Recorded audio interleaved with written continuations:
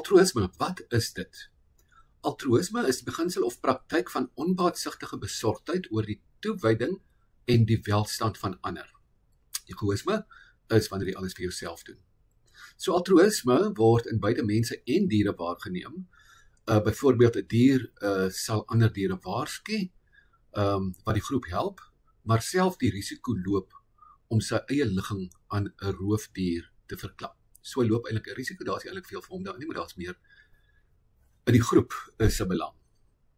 So, as ons vandag gaan kyk na altruïsme as 'n vertoonstuk, gaan kyk ons na die fanfare effek. OK, so, deesdae word altruïstiese dade dikwels vergesel deur groot fanfare. Vuurwerke, groot plakkate, fantastiese foto's van mense wat by arme mense staan en al hierdie tipe goeders. Dit moet sigbaar wees en gesien word deur die gemeenskap. So, dit gaan oor iemand se morele bankrekening. Wanneer iemand iets doen, soos om 'n groot skenking te gee vir een of ander cause, wil hulle hê dat almal hulle goedheid raak sien in die gemeenskap. Dit wil sê hulle aansien in die gemeenskap moet verhoog. Die ander ding is die trust factor en finansiële voordeel. Hierdie openbare goedheid skep 'n, wat is 'n beter woord vir trust? Vertroue.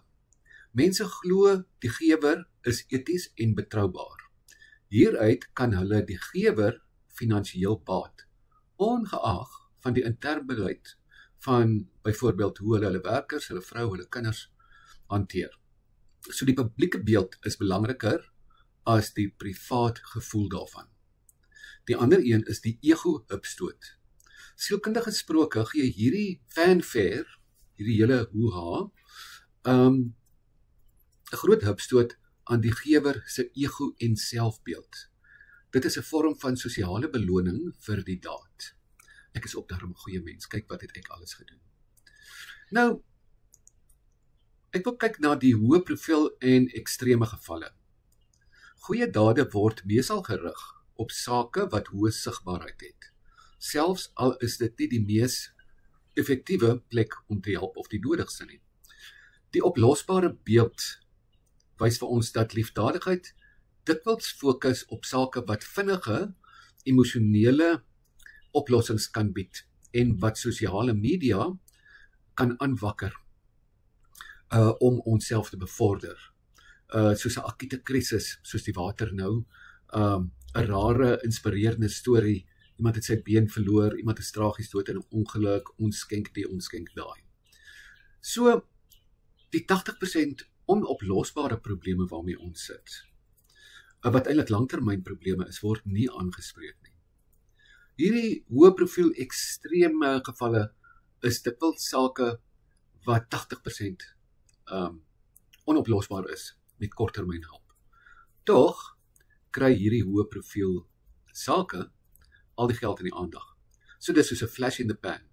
Mense help nou, mense is vir 'n kort rukkie beter af, maar net nou val hulle weer van die wa af of hulle word alleen gelos, so gou as wat die fanfare dan nou verby is en die man of die vrou wat goed gedoen het of die maatskappy het hulle innings gekry, hulle het hulle positiewe indruk by die gemeenskap gemaak en dan staan almal terug. So wat dit eintlik is die vermyding van die ware onderliggende vrot. Dit is baie krities. Verleentheidskwessies soos embarrassing causes, kan ons maar van praat, is die werklike diep probleme wat langtermyn investering kos, soos alkoholisme, dwelmmisbruik, hulp vir straatkinders en die komplekse trauma wat daarmee gepaard gaan. Dan natuurlik ook die belangrike onderliggende verval in die gemeenskapsstrukture. 'n Gebrek aan hulp vir hierdie sake is daar baie gereeld. Die groot probleem is, niemand word befonds nie omdat daar nie 'n lofsang vir hulle is nie. Dit is nie mooi genoeg vir Facebook of snaaks genoeg of emosioneel genoeg nie. Mense is emosioneel afgestomp teenoor straatkinders, alkoholiste en dwelmverslaafdes. Dit skep nie positiewe, inspirerende beelde nie. Niemand wil daaraan raak nie. Dit is vuil en dit bestaan nie. En dit is emosioneel uitputtend en die resultate is moeilik om te meet.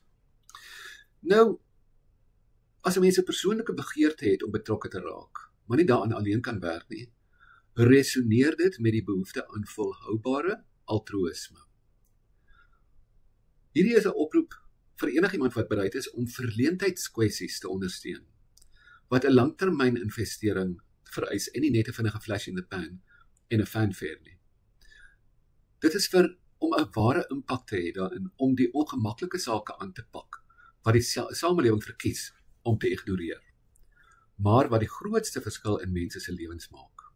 Dit gaan oor daardie moeilike werk wat nie onmiddellike likes of following of shout-outs of emojis op sosiale media kry nie. Ek los julle maar net met iets om oor na te dink vir die nuwe jaar. Is daar iemand wat 'n vernoot wil wees in hierdie stil werk wat die gemeenskap van binne af kan gesond maak, in plaas van om vinnige pleisters wat môre weer afval op te plak. Alright, dankie en mooi dag.